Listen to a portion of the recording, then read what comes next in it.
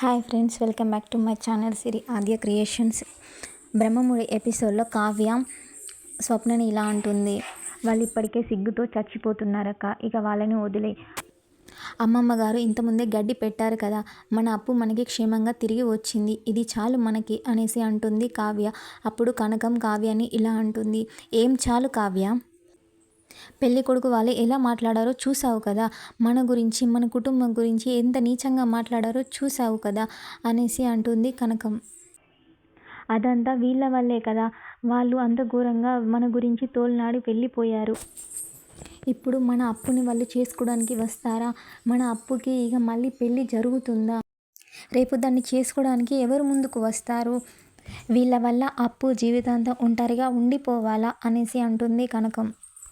అప్పుడు రాజ్ ఇలా అంటాడు, అవసరం లేదు, అప్పుని నా తమ్ముడు మనస్ఫూర్తిగా ప్రేమించాడు. ఎవడి మూలంగా అప్పుకి నిందలు పడ్డాయో వాడే అప్పు మెడలో తాళి కడతాడు.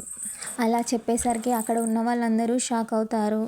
రాజ్ వాళ్ళ తమ్ముణ్ణి, కట్టురా, ఎవరు అడ్డుపడతారో నేను చూస్తాను, కట్టురా, ఎవరు ఆపుతారో చూస్తాను అనేసి అంటాడు రాజ్.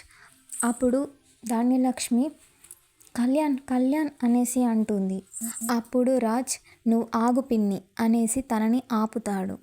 కళ్యాణ్ అప్పుకి తాళి కట్టే సమయంలో ఎవరు ఆపలేకపోతారు. ధాన్యలక్ష్మి అలానే చూస్తూ ఉండిపోతుంది. కళ్యాణ్ అప్పు మెడలో తాళి కట్టేస్తాడు. రాజ్ అదంతా చూస్తూ చాలా హ్యాపీగా ఫీల్ అవుతాడు.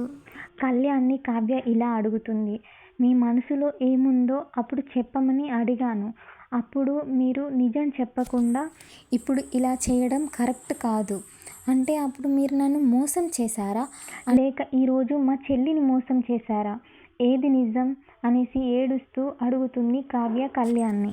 అప్పుడు ధాన్యలక్ష్మి ఇలా అంటుంది, నాకు ఇష్టం లేకుండా నాకు కోడలుగా ఆ ఇంటికి ఎలా వస్తుందో నేను చూస్తాను అనేసి అంటుంది ధాన్యలక్ష్మి. అప్పుడు కళ్యాణ్ ఇలా అంటాడు, నేను అప్పుని తీసుకొని ఇంట్లో నుండి వెళ్ళిపోతాను అనేసి చెప్తాడు.